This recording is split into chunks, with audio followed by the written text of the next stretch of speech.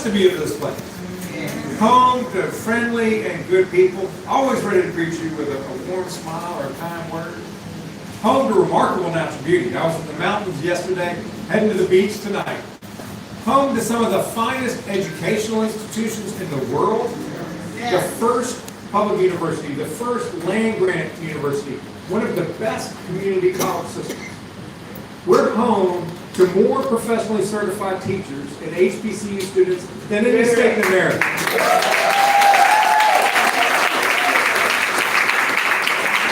We were the first southern state to have universal kindergarten. Home to Smart Start and NC Pre-K, so much to be proud of. Home to small businesses like this one and Fortune 500 companies. Heck, we are home to the best basketball and barbecue in America. And I'll speak quickly because I know y'all got to eat. I grew up in Charlotte and in Chapel Hill. My wife Anna grew up in Greenville and Winston. We raised our 3 children in Raleigh. They all went to North Carolina public schools just like Anna and I did. North Carolina is home. Yes. And we pray that our kids and grandkids and your kids and grandkids also want to call North Carolina home. I'm running for governor because I love our home state. And I believe in the promise of North Carolina, which is that if you work hard, where you come from should never limit how far you can go. That our kids and grandkids should have a better and brighter future than we've had. That every North Carolinian has a fair shot at prosperity, getting a good paying job or starting a small business everywhere in North Carolina, including small town North Carolina, including Goldsboro, North Carolina. So we have to build the economy from the bottom up and the middle out, not the top down, because that's how you grow the middle class. Tackle the high cost of living, especially housing. Raise the minimum wage. Has not been increased in 16 years, $7.25. Cut taxes for working families. In March, rolled out our working families tax cut to put more money into the pockets of working people, lift children out of poverty, and stimulate local economies. And from here, we're headed to Greenville, and we're going to talk about our Ready, Set, Save program to reinstate the tax-free weekend before school starts for families.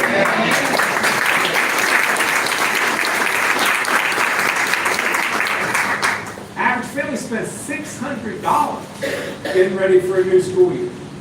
It also has a $300 stipend for teachers. The typical teacher in North Carolina, out of pocket, their own money, spends $1,300. The 4th most in the entire country. And by the way, our teachers are not paid enough.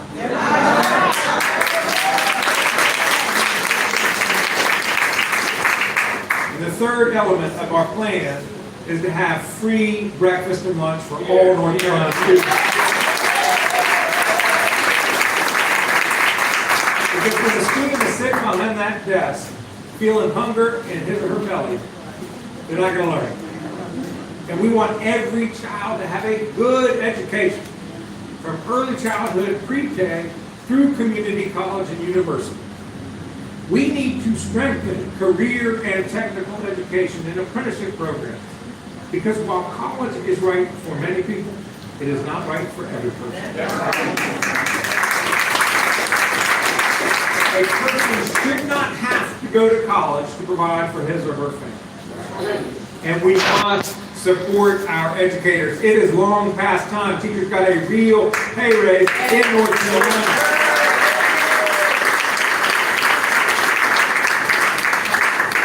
Every North Carolinian should be able to get good health care, no matter where they live or how much money they earn. It took a decade of hard work by thousands and thousands of people, I'm sure including some of you, certainly including our Governor, Roy Cooper. In December last year, we expanded Medicaid in North Carolina.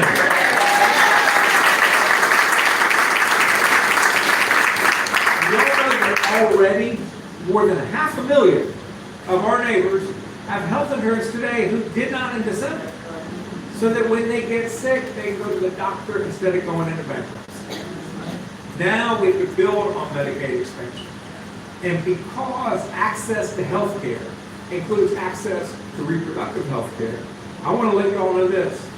As your next governor, I will veto any further restrictions on women's reproductive freedom.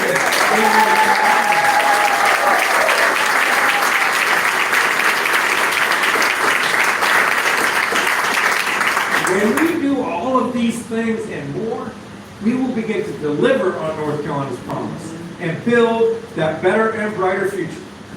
It is about putting people first and then fighting for them. And that's exactly what I have been doing as your Attorney General these past nearly 8 years. Fighting for the people of North Carolina and delivering.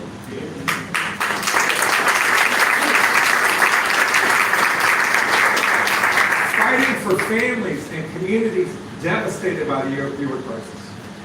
I've sat with parents all across the state who have lost their children to this disease of addiction, and it absolutely breaks your heart.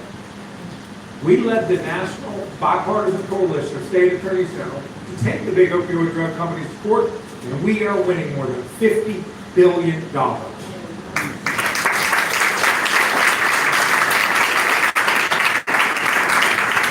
Fighting for survivors of sexual assault. There were thousands and thousands and thousands of untested rape kits just sitting on the shelves of local law enforcement agencies here in North Carolina, more than any state in this country. Each of those thousands and thousands of kits comes from a single person. Every one of them deserves justice. As of April this year, we have eliminated the backlog of untested kits.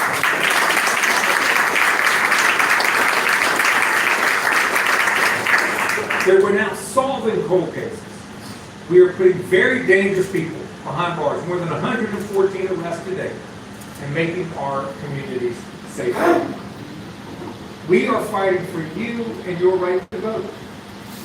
The Republicans in the General Assembly gerrymander legislative districts to discriminate against Democrats and black folks. And in the words of the Fourth Circuit Court of Appeals, targeted African American voters with, quote, almost surgical precision.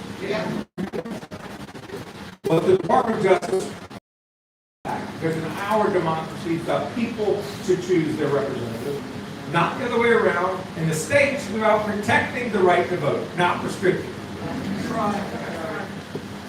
Two people.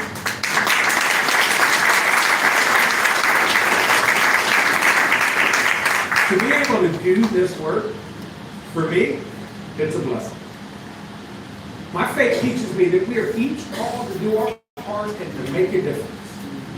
And my folks raised my brother, sister, and me to try to do what was right, just like they did. My dad, in 1967 in Charlotte, joined with Julius Chambers and James Ferguson to form North Carolina's first integrated law firm. And they won path-breaking victories in our nation's legal battle against discrimination and for equality. School desegregation cases, employment non-discrimination cases, voting rights cases.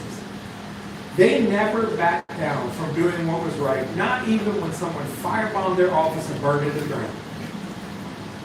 They and so many other heroes across this state teach us some things are worth fighting for no matter how tough it is. That's right. Too many things in North Carolina today are tough. But we know that the people of North Carolina are always worth fighting for. Our freedoms are always worth fighting for, and our freedoms are on the line this November. The stakes could not be higher, and the choice couldn't be clearer. Two competing visions. Ours is forward-looking, positive, fighting for people, welcoming. It's about tapping the potential of every North Carolinian so that together we build that safer and stronger state. The vision of my opponent in this race, Lieutenant Governor Mark Robinson, is one of division, violence, and hate.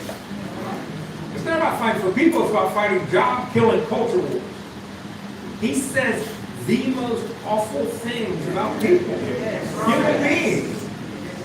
Call public school teachers wicked people and demons. He says that gay people are filth and even worse insults than that. says that women are not called to lead. I don't think he knows Judge James or Kamala Harris.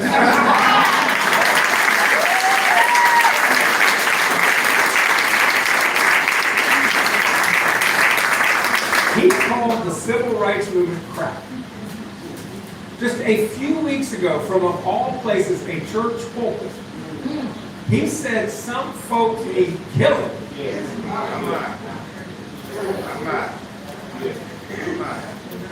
But it is not just what he says, it's what he would do. Slash public school funding. Make it harder for people to vote and completely ban abortion in North Carolina with no exceptions. He is a conspiracy theorist. He denies the 2020 election results. He denies the climate crisis. He denies the Holocaust. Friends, we must deny him the governorship of North Carolina.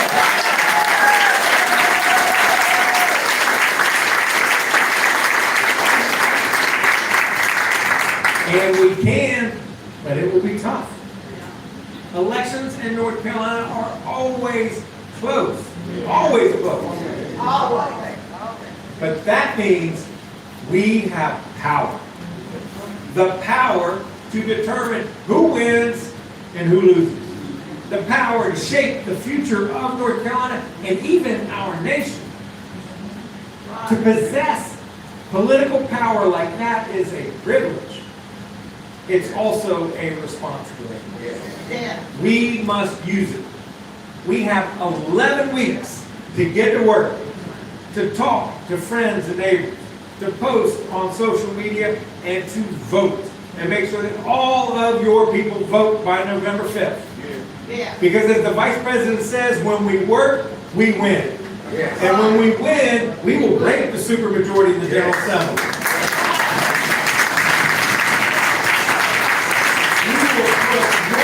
Good people on the Council of State and on more good judges on the bench, and we will defend this governorship and defeat Mark Robinson.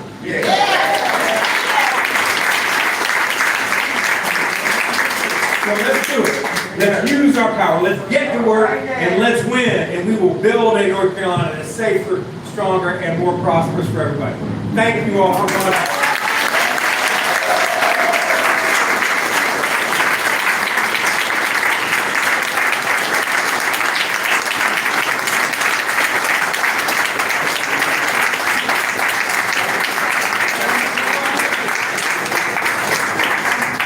All right, y'all. Thank you so much for that. We have some time for a couple of questions. A couple of questions for the Attorney General. Does anyone have any questions? Anybody? You?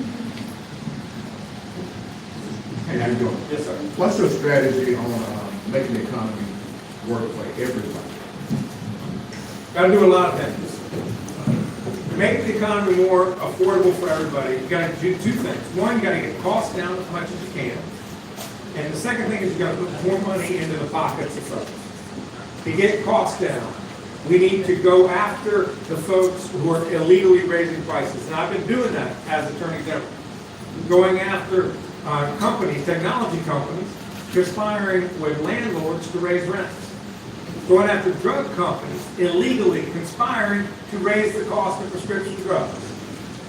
Won a settlement with the largest power company in North Carolina to put $1 billion plus into the pockets of ratepayers. So we got to make sure that things don't cost as much as we can keep costs down. The second thing you got to do is have more money in the pockets of folks. I talked about the working families tax cut. It's reinstating the earned income tax credit that we had in North Carolina for a number of years.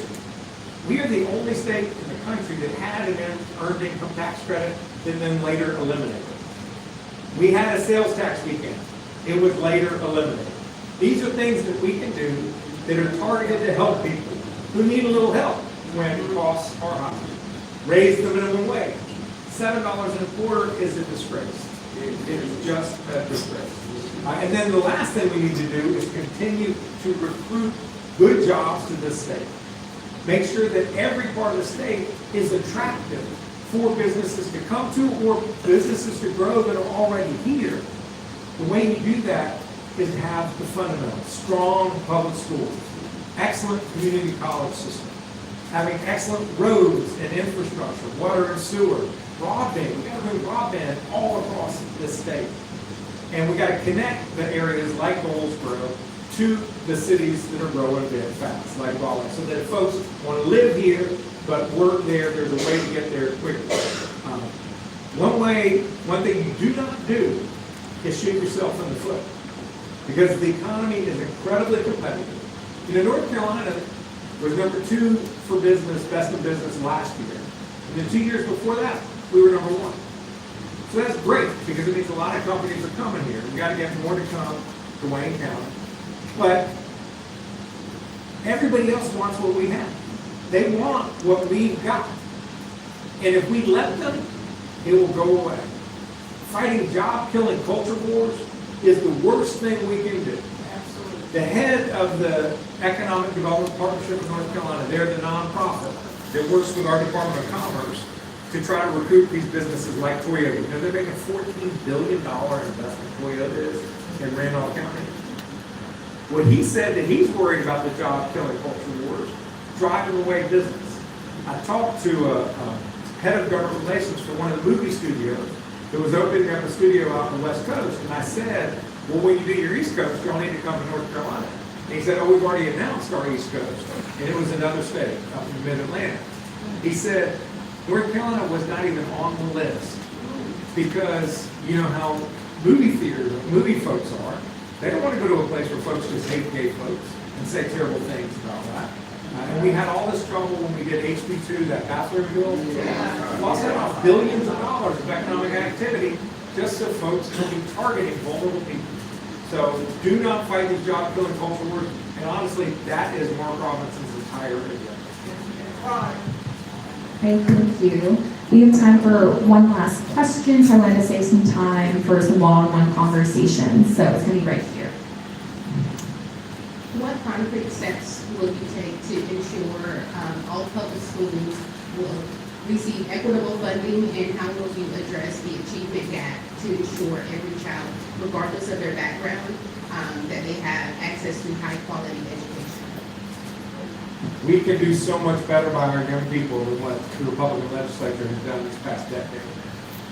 We are 48th in the country in per pupil funding expense. 48th.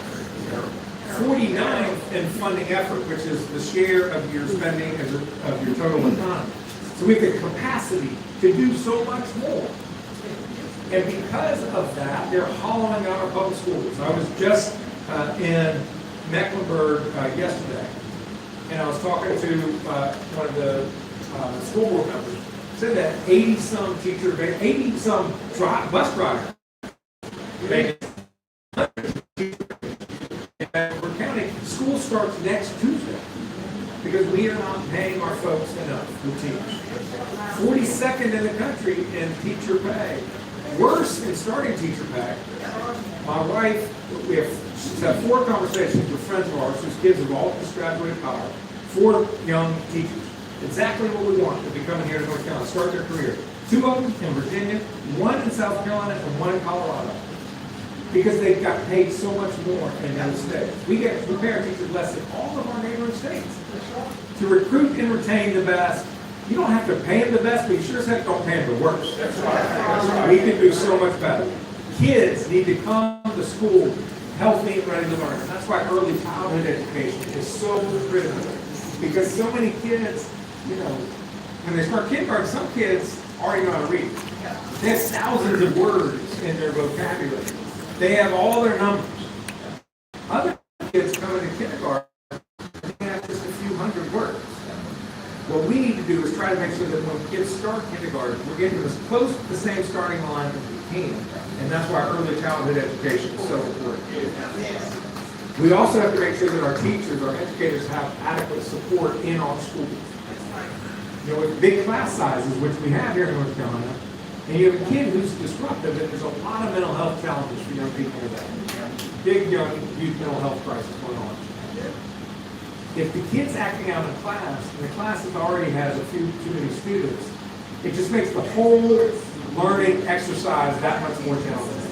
We do not have enough school nurses, school counselors, school social workers to help kids who need that boost, who need that helping hand to deal with whatever it is that they're bringing into the school system.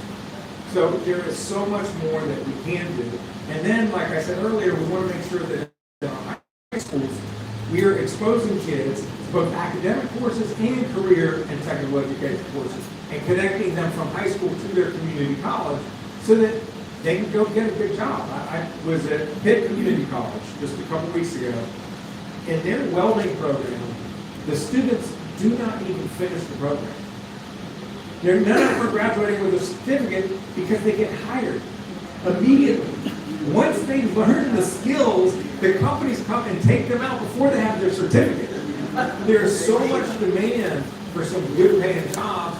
We got to make sure that we're exposing kids to those opportunities so that they can provide for their families. Thank you for the question. All right, thank y'all so much for coming today.